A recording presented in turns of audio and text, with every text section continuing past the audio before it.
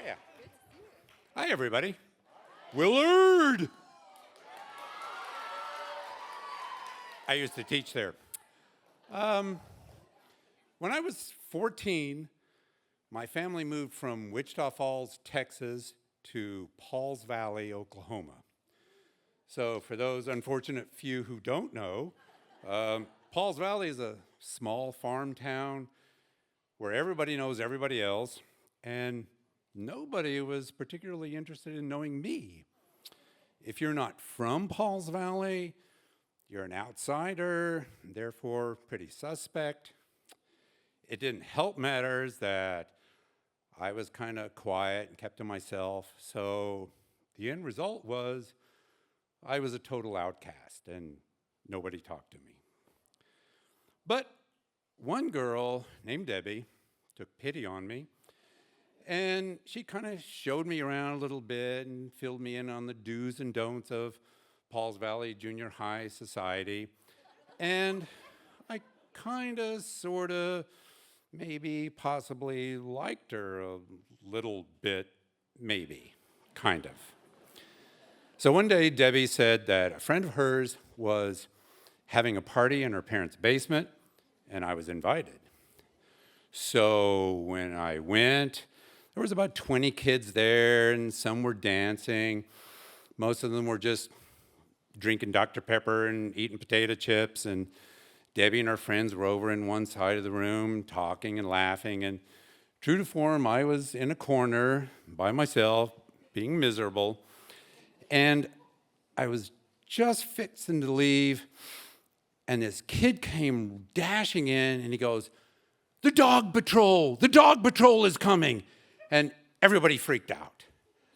So it turns out the dog patrol was a gang of high school rednecks who went around town starting fights, breaking things, and allegedly shooting stray dogs and hanging them on fences.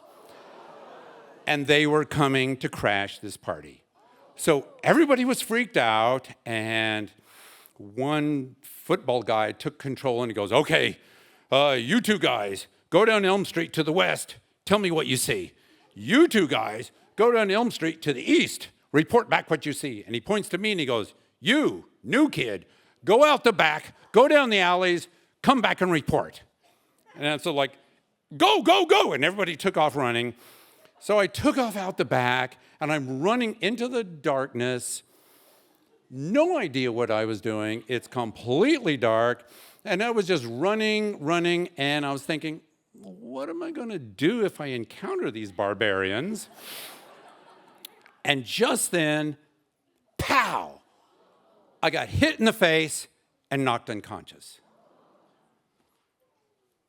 So when I woke up, I had no idea how long I'd been out.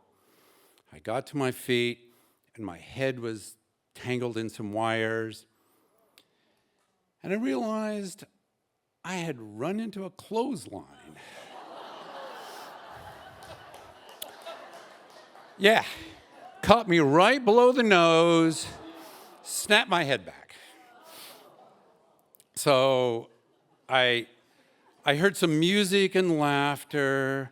I stumbled back to the party, and as I entered the door, a girl looked up and saw me, and she screamed. And in the light, I realized that my shirt, my hands, my face were covered in blood. And I looked like I'd been murdered. And everyone was like, oh my God, oh my God. And they sat me down in a chair, and everybody gathered around. Some girls got wet paper towels, and they were cleaning me up. And I was like, oh my God. And Debbie knelt at my feet, and she goes, Doug, how many were there?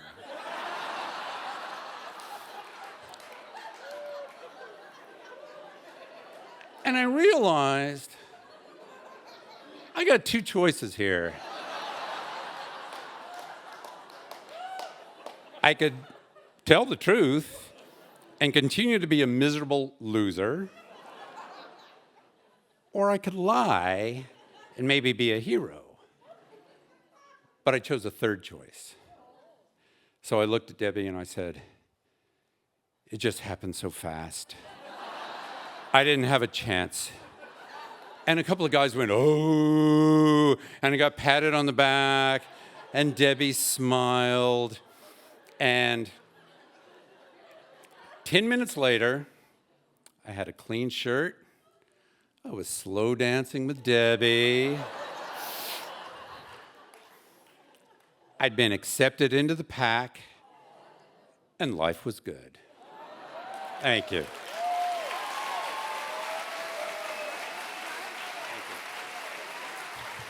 One more time for Doug. I'll read a couple of slips.